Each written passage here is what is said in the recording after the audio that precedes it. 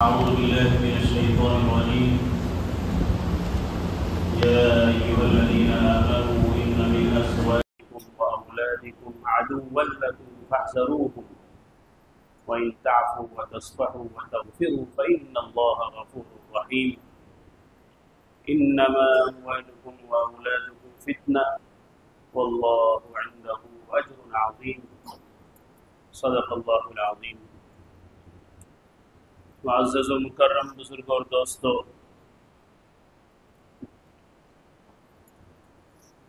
اللہ رب العزت نے مومن اور مسلم پر بحیثیت مومن اور مسلمان جو بہت ساری ذمہ داریاں عائد کی ہیں، ان ذمہ داریوں میں سے ایک بڑی ذمہ داری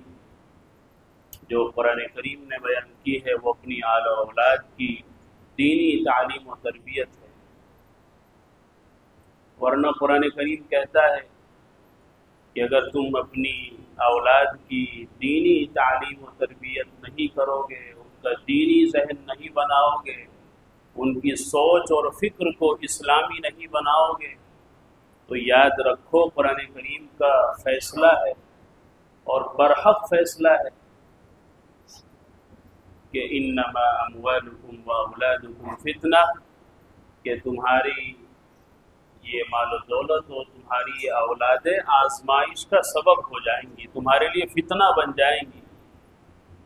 اور اس سے پچھلی آیت جو میں نے تلاوت کی ہے سورہ تغابن کی آیت نمبر 14 ہے، اس میں اللہ رب العزت نے ایمان والوں کو متنبہ کیا ہے، متوجہ کیا ہے،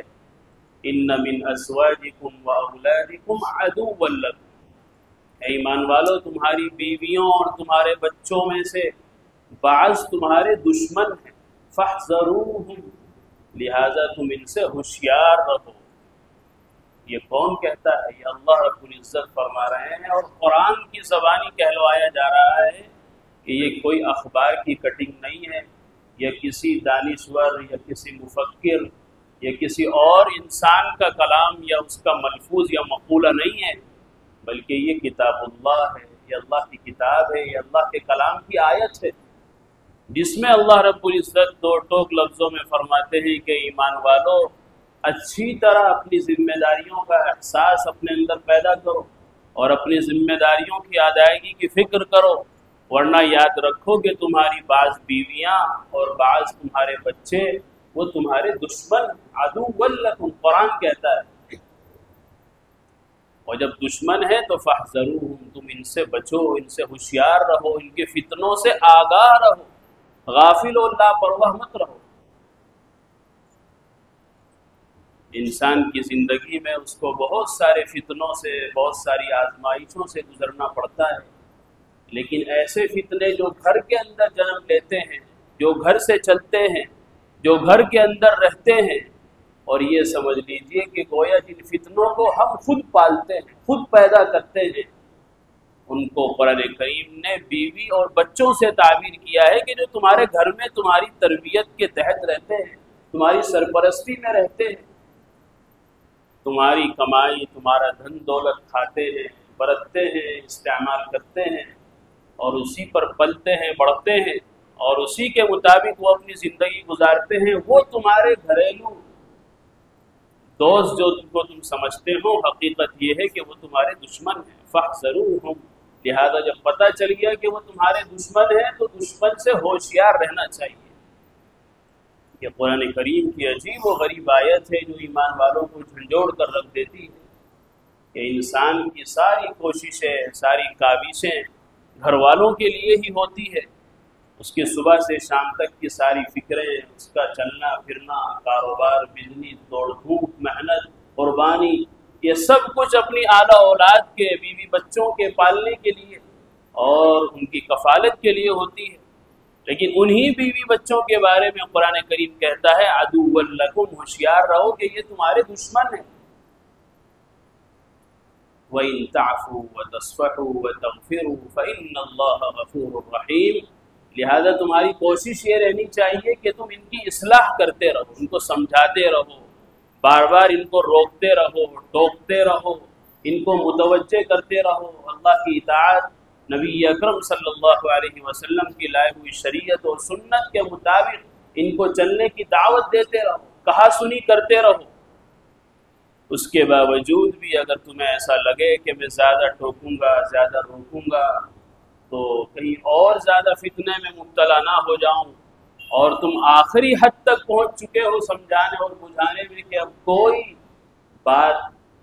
تمہاری بیویوں پر، تمہارے بچوں پر اثر انداز نہیں ہوتی، اور پوزیشن اور کنڈیشن یہاں تک پہنچ گئی ہے کہ ایک باپ نے اپنی بیٹی سے کہا کہ بیٹے دیکھو، آپ باہر جاتے ہو، پڑھنے جاتے ہو، ٹھیک ہے، اجازت ہے، پڑھنے جانا چاہیے، لیکن یہ جو تمہارا گریبان ہے کرتے کا، یہ ذرا کھلا رہتا ہے، بہت کشادہ ہے، تمہیں چاہیے کہ اس کے اوپر اپنا دوپٹہ ڈال لیا کرو، اس کو چھپا کر جایا کرو۔ تو بیٹی نے آگے سے باپ کو کیا جواب دیا کہ ابا جان، اگر آپ کو شرم آتی ہے تو آپ اپنی آنکھیں بند کر لیا کرو، کیوں دیکھتے ہو؟ یہ ایک بیٹی کا جواب ہے باپ کے لیے کہ جب نصیحت اور وصیت اور سمجھانا بجھانا اس کنڈیشن پہ پہنچ گیا ہے کہ اب کوئی بات اثر انداز نہیں ہوتی، تو پھر قرآن کہتا ہے وَإِن تَغْفِرُوا، بس پھر معاف کرو، ان کو ان کے حال پر چھوڑ دو، ان کا بستر الگ کر دو، ان کا کھانا پینا الگ کر دو، ان کا حقہ پانی الگ کر دو، ان کو بالکل اپنے سے الگ کر دو کہ تم جانو، تمہارا کام جانے۔ اس لیے کہ حالت اور کنڈیشن معاشرے کی اور بیوی بچوں کی جب اس حالت پر پہنچ جائے کہ ایک بڑی نیک خاتون، بڑی اللہ والی عورت سے ایک دن میں نے کہا کہ آپ کی بیٹی باہر جاتی ہے، جاب کرتی ہے، اول تو یہی غلط ہے کہ جاب کرنے کی ضرورت کیا ہے، ان کے والد محترم بھی سرکاری جاب کرتے ہیں اور آپ کی بھی سرکاری جاب میں سے پینشن آ رہی ہے، ماشاءاللہ بھائی بھی کماتے ہیں، تو بہن کو کمانے کی کیا ضرورت ہے، کیا مجبوری آ گئی ہے؟ یہ تو مجبوری کا مسئلہ ہے، لیکن یہ تو ایک فیشن بن گیا ہے کہ جب تعلیم دی ہے، تعلیم دلائی ہے، ڈگری دلائی ہے، تو کس لیے؟ پیسہ کمانے کے لیے، پیسہ کموانے کے لیے۔ اگر مجبوری ہے کہ کوئی نہیں ہے کمانے کھلانے والا، تو پھر مجبوری ہے کہ عورت پردے کے ساتھ جائے۔ شریعت نے اس کی پھر حدیں قائم کی ہیں، اجازت دی ہے، شرطیں لگائی ہیں۔ مثال کے طور پر کسی عورت کا شوہر مر جائے، کوئی کمانے والا نہ ہو، دیکھ بھال کرنے والا نہ ہو، کوئی حال چال پوچھنے والا نہ ہو، تو عورت کیا کرے؟ بچوں کو کیسے پالے؟ تو ایسی عورت کو اجازت دی ہے کہ وہ پردے کے اہتمام کے ساتھ کمانے کھانے جائے، لیکن مغرب کا وقت ہونے سے پہلے پہلے اپنے گھر واپس لوٹ جائے۔ یہ شریعت نے اجازت دی ہے۔ ضرورت ہے تو ضرورت کی اجازت ضرورت کی حد تک دی جائے گی، مغرب سے پہلے پہلے، اندھیرا ہونے سے پہلے پہلے اپنے گھر لوٹ جانا ہے۔ یہ اجازت ہے اس عورت کو جس کے لیے واقعی کوئی کھانے پینے کا، اپنے بیوی بچوں کو پالنے کا بندوبست نہ ہو، شریعت نے اس کو اجازت دی ہے، لیکن شریعت کی حد میں رہ کر اجازت دی ہے کہ مغرب کے وقت ہونے سے پہلے پہلے، اندھیرا چھا جانے سے پہلے پہلے تمہیں اپنے گھر واپس لوٹ جانا ہے۔ ذرا اندازہ کیجیے اب اپنے معاشرے کا کہ لڑکیاں، بیٹیاں نائٹ ڈیوٹی کر رہی ہیں، اور بے غیرت ماں خراٹے کی نیند سو رہی ہے، بے غیرت باپ کو پتہ نہیں کیسے نیند آ رہی ہے کہ بیٹی رات کو نائٹ ڈیوٹی پر گئی ہوئی ہے، اور بے پردہ بے حیائی کے ساتھ ایسا لباس پہن کر گئی ہوئی ہے کہ نہ معلوم اس کے ساتھ کیا بھی ہو سکتا ہے، کچھ بھی ہو سکتا ہے۔ اور ایسا نہیں ہے کہ ماں باپ اپاہج ہیں، کچھ کمزور ہیں یا وہ معذور ہیں، کما کھا نہیں سکتے، سب کما رہے ہیں، اچھے ہیں، خوشحال ہے، ماشاءاللہ خوش و خرم ہے، بڑی دولت ہے، لیکن ایک دھن سوار ہے۔ مغربی دنیا نے، یورپی دنیا نے ایک ایسا پاٹ پڑھایا ہوا ہے کہ سب کو کمانا چاہیے، سب کو کھانا کھلانا چاہیے۔ یہ آزادی کے نام پر اسلام سے بیزاری کرائی جا رہی ہے، اسلام سے دور کرایا جا رہا ہے۔ گھر میں جب باپ کمانے والا ہے، بھائی کمانے والے ہیں، تو بہن کو کیا ضرورت پیش آ گئی ہے کہ وہ بے پردہ ہو کر جاب کرے، ملازمت کرے؟ شریعت میں اس کی بالکل اجازت نہیں ہے، ایک فیشن بنتا جا رہا ہے، ایک عام مزاج بنتا جا رہا ہے، اور ایسا مزاج بنتا جا رہا ہے کہ لوگوں کو برا بھی نہیں لگتا کہ کوئی برائی ہو رہی ہے۔ ہاں اگر کوئی اس پر روک ٹوک لگائے، اس پر کوئی بولے، تو وہ بولنے والا برا ہے۔ ماحول اتنا خراب ہو گیا ہے۔ شادی سے پہلے کسی بچی کا کمانے کا کیا مطلب ہے؟ اس کی ذمہ داری باپ کے اوپر ہے، اس کی ذمہ داری بھائیوں کے اوپر ہے، وہ اس کی کفالت کرے۔ اور جب شادی ہو گئی تو شادی کے بعد پھر جاب چل رہی ہے اور بڑی خوشی سے کہا جا رہا ہے کہ ہماری بہو 1,00,000 روپے سیلری ہے، 80,000 روپے ہماری بہو کی سیلری ہے، اور بیٹے کی کتنی ہے؟ بیٹی کی اس سے بھی زیادہ ہے۔ کیا مصیبت آن پڑی ہے، جب شادی ہو گئی تو اب تو شوہر کے ذمہ اس کی کفالت ہے۔ لیکن برائی ایسی عام ہوتی گئی ہے، فیشن ایسا بن گیا ہے کمانے کھانے کا اور جاب اور ملازمت کا، کہ بغیر کسی بہانے کے عورتوں کو، لڑکیوں کو آزادی چاہیے، گھر میں ان سے رہا نہیں جاتا، کیونکہ پوری زندگی باہر ہی گزری ہے پڑھنے لکھنے میں، تعلیم کے نام پر اسکول اور کالجوں میں، تو پھر وہ گھر میں کیسے بیٹھے؟ گھر میں اس کو کیسے قرار آ سکتا ہے، کیسے چین آ سکتا ہے؟ اس کو تو بھاگنا ہے، نکلنا ہے، بہانے سے جانا ہے۔ یہ احساس تو اس بے غیرت باپ کو پیدا کرنے کی ضرورت ہے، اس بے غیرت بھائی کو پیدا کرنے کی ضرورت ہے کہ جس باپ کے صحیح سالم ہوتے ہوئے، جس بھائی کے صحیح سالم ہوتے ہوئے اس کی بہنیں جو وہ ملازمت پر دوسروں کے یہاں جائے۔ تو یہ ایسی ایسی حرکتیں، تو میں نے بتایا یہ ایک اللہ والی بڑی تہجد گزار عورت بڑھیا سے میں نے کہا رشتہ دار ہے کہ بھئی آپ کی بیٹی باہر جاتی ہے، ماشاءاللہ خوشحال گھرانہ ہے، کھاتے پیتے لوگ ہیں، باپ بھی کما رہا ہے، آپ کی بھی سیلری آ رہی ہے، بھائی بھی کماتے ہیں، خوب چھکے چھکائے ہوئے لوگ ہیں، خوشحال ہیں، بیٹی کو باہر بھیجنے کی کیا ضرورت ہے؟ وہ بیٹی کا بھی لباس ایسا، حلیہ ایسا کہ لگتا بھی نہیں کہ وہ ایسی نیک خاتون کی بیٹی ہے۔ وہ بڑھیا مجھ سے رو کر کہنے لگی کہ بار بار ہم نے اس کو سمجھایا ہے، بتایا ہے، وہ یہ کہہ کر ہمیں چپ کر دیتی ہے کہ میری زندگی ہے، میں جیسے چاہے جوں، آپ کو کیا مطلب؟ میری زندگی ہے، مجھے جینے دیجیے، آپ کو کیا فرق پڑتا ہے؟ تو یہ سب باتیں کیوں پیدا ہوتی ہے؟ یہ کنڈیشن کیوں پیدا ہو جاتی ہے؟ یہ ہمارے بچے ہمارے ہاتھوں سے ایسے کیوں نکل جاتے ہیں کہ ہمیں دو ٹوک جواب دیتے ہیں؟ انہیں اچھائیاں پسند کیوں نہیں ہے؟ برائیوں پر روک ٹوک ان کو اچھا کیوں نہیں لگتا ہے؟ یہ سوچنے کی ضرورت ہے، یہ فکر مند ہونے کی ضرورت ہے۔ یہ وہی قرآن کی آیت ہے جو 1450 سال پہلے نازل ہو گئی، اس نے بتایا عدو لکم، یہ تمہارے دشمن ہے، یہ تمہیں جہنم میں لے کر جائیں گے، یہ تمہاری آخرت برباد کریں گے، تم ان کا کہاں مانو گے، ان کے نقش قدم پر چلو گے، ان کی ضدیں پوری کرو گے اور ان کے شوق پورے کرو گے، تو پھر ایسا ہوگا کہ یہ تمہارا دین بھی برباد کریں گے اور آخرت بھی برباد کریں گے۔ یہ تمہیں ایسے رخ پر لے چلیں گے کہ تم ان کی ناجائز محبت میں آ کر ان کے سارے شوق پورے کرو گے، ان کی ساری ضدیں پوری کرو گے، سارے غلط اور ناجائز مطالبات ان کے پورے کرو گے کہ اکلوتا بیٹا ہے، اکلوتی بیٹی ہے، اپنے بچے ہیں، ان سے بڑی محبت ہے ہمیں۔ یہ سارے بہانے اور یہ شیطانی ہیلے جب ہوں گے تو کیا ہوگا؟ تو پھر یہ تمہارے لیے آزمائش بن جائے گی، فتنہ بن جائیں گے۔ تم اب ان کو روکنا بھی چاہو گے، ٹوکنا بھی چاہو گے، سمجھانا بھی چاہو گے، تو یہ نہیں سمجھ پائیں گے، اس لیے کہ وہ جو سمجھانے کی عمر تھی، جو سمجھانے کا وقت تھا، وہ تو آپ نے لاڈ اور پیار کے حوالے کر دیا۔ آپ نے تو ڈانٹنا بھی خود تو دور کی بات ہے، گھر میں اگر کوئی کسی کو ڈانٹ دے تو اس کو بھی آپ نے بڑی کڑی نگاہ سے دیکھا کہ میرے بچے کو کیوں ڈانٹ دیا۔ یہ روک ٹوک تو شریعت کا حکم ہے۔ حضرت معاذ بن جبل رضی اللہ تعالیٰ عنہ نبی اکرم صلی اللہ علیہ وسلم کا ارشاد نقل کرتے ہیں کہ میرے آقا صلی اللہ علیہ وسلم نے مجھے 10 باتوں کی نصیحت فرمائی، 10 باتوں کی وصیت فرمائی اور تاکیداً فرمایا کہ اسی کے مطابق تمہاری زندگی گزر جانی چاہیے۔ ان 10 باتوں میں سے نمبر 9 پر جو بات نبی اکرم صلی اللہ علیہ وسلم نے ارشاد فرمائی وہ یہ ہے کہ معاذ یاد رکھو، تربیت کی غرض سے اپنی اولاد پر سے تمہارا ڈنڈا، تمہاری لاٹھی نہیں ہٹنی چاہیے۔ اپنے گھر میں کوڑا ہر وقت لٹکا کر رکھنا چاہیے کہ تمہارے بیوی بچے اگر ذرا بھی ادھر ادھر بہکیں اور تمہاری نافرمانی کریں، اللہ اور اس کے رسول کے خلاف اگر جائیں تو کوڑا لٹکا ہوا ہے، ڈنڈا اور لاٹھی لٹکی ہوئی ہے، اس سے ان کی تنبیہ کرو، اس سے ان کو سمجھاؤ۔ یہ حضرت معاذ رضی اللہ تعالیٰ عنہ کو 1450 سال پہلے کہا گیا، جس کو خیر القرون، بہترین زمانہ کہا جاتا ہے۔ صحابہ کا زمانہ خیر القرون، سب سے بہترین زمانہ جس میں خیر غالب تھی، اور آج کا زمانہ 1450 سال گزر گئے ہیں، تو ہمیں کیا لٹکانا چاہیے؟ ہمیں تو ہر وقت اپنے یہاں ڈنڈا لاٹھی تیار رکھنی چاہیے کہ ہمارے بچوں کی کنڈیشن کیا ہے۔ وہ تو صحابی رسول سے کہا جا رہا ہے، اور صحابی رسول بھی اعلیٰ درجے کے معاذ بن جبل رضی اللہ تعالیٰ عنہ، ان کو وصیت کی جا رہی ہے، ان کو نصیحت کی جا رہی ہے، ان کے واسطے سے قیامت تک آنے والے ہر امتی کو یہ نصیحت دی گئی ہے کہ اگر تم دنیاوی زندگی کا چین سکون چاہتے ہو، اپنے بیوی بچوں کو اپنا مطیع اور فرما بردار رکھنا چاہتے ہو، تو یاد رکھو تنبیہ کی غرض سے، ان کی تربیت و تعلیم کی غرض سے ان پر سے اپنی لاٹھی کو نہ ہٹانا، جب بھی ضرورت ہو تو ان کو تنبیہ کرنا۔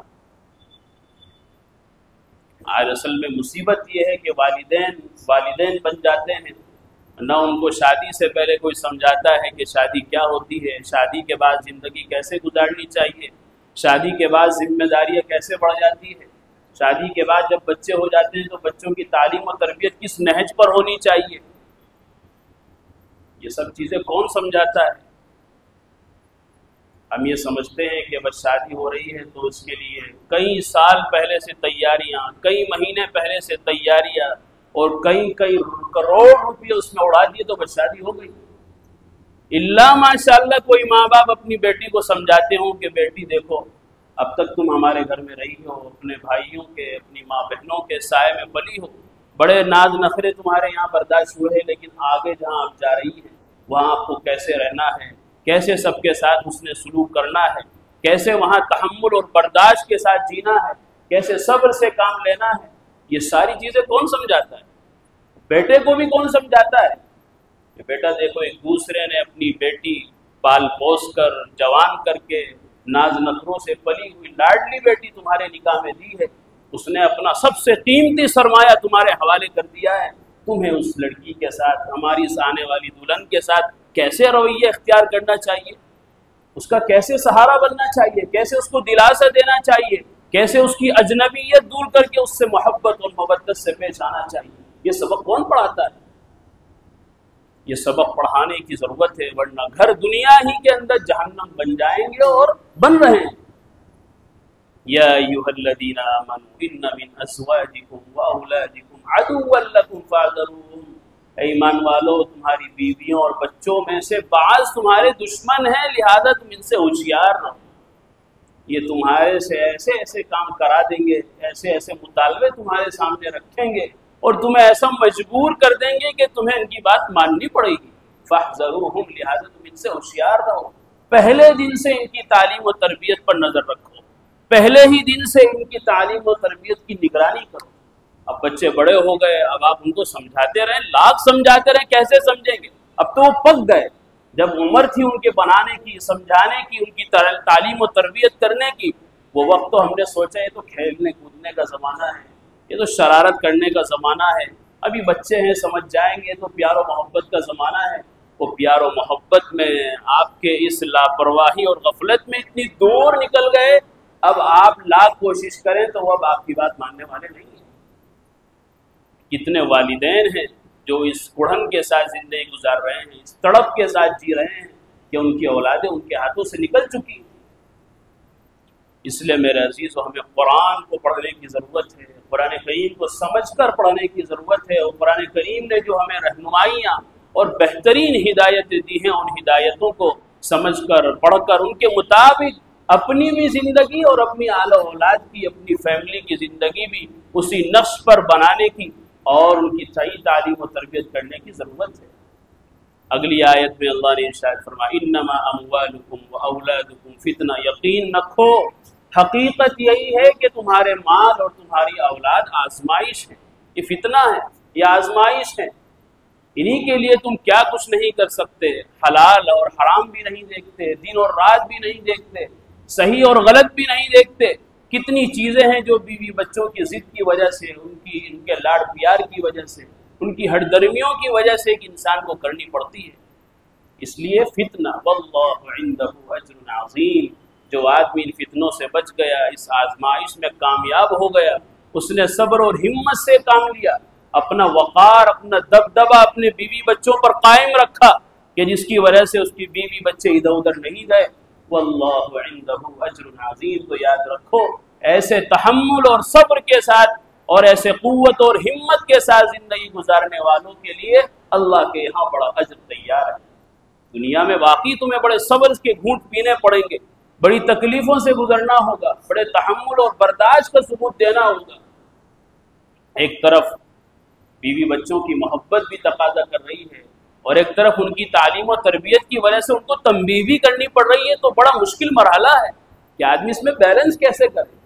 یہ بڑا مشکل مسئلہ ہے، بہت تحمل اور برداشت اور صبر سے کام لینے کا وقت ہے۔ تو اللہ فرماتے ہیں اگر تم نے صبر سے، ہمت سے، قوت سے کام لیا، اس ہوشیاری کے ساتھ اگر تم نے کام لیا، تو دنیا کے اندر اس سے مشکل مرحلے میں تمہیں جو تکلیفیں آئی، جو پریشانی آئی، تو گھبراؤ نہیں۔ دنیا تو تکلیفوں کی، آزمائشوں کی جگہ ہے۔ واللہ عندہ اجر عظیم، ہمارے یہاں آؤ اور آ کر دیکھو کہ ہم نے کتنا بڑا اجر عظیم تمہارے لیے تیار کر رکھا ہے۔ لہذا میرے عزیزو، ہمیں اپنے بیوی بچوں کی تعلیم و تربیت کا انتظام کرنے کی ضرورت ہے۔ نبی اکرم صلی اللہ علیہ وسلم نے تعلیم و تربیت کی طرف بڑا خصوصی دھیان اس امت کا دلایا ہے۔ چنانچہ نبی اکرم صلی اللہ علیہ وسلم کا فرمان ہے، من قرأ القرآن وعمل بما فیہ، جس نے قرآن کریم پڑھا۔ قرآن کریم تو سر چشمہ ہے تعلیم و تربیت کا۔ لوگ یہ سمجھتے ہیں کہ شاید قرآن کریم پڑھنا صرف ایک اجر و ثواب کی بات ہے، پڑھ لیا تو اچھا ہے، اجر و ثواب ملے گا، نہیں پڑھا تو کوئی کچھ گھٹنے والا تھوڑا ہی ہے، دنیا میں کوئی ترقی، ہماری روح تھوڑا ہی جائے گی۔ لیکن من قرأ القرآن، نبی اکرم صلی اللہ علیہ وسلم ارشاد، جس نے قرآن کریم پڑھا اور صرف الفاظ نہیں پڑھے، وعمل بما فیہ، قرآن کریم کے اندر جو کچھ ہے اس پر عمل بھی کیا، سمجھ کر قرآن پڑھا، کیا ہوگا؟ البس والداہ تاجا یوم القیامہ، نبی اکرم صلی اللہ علیہ وسلم ارشاد فرماتے ہیں کہ اس بچے کے والدین کو قیامت کے دن ایک ایسا نورانی چمکتا دمکتا تاج پہنایا جائے گا، ضوءہ احسن من ضوء الشمس فی بیوت الدنیا، اس کی روشنی تمہارے دنیا کے سورج کی روشنی کے مقابلے میں کہیں زیادہ ہوگی۔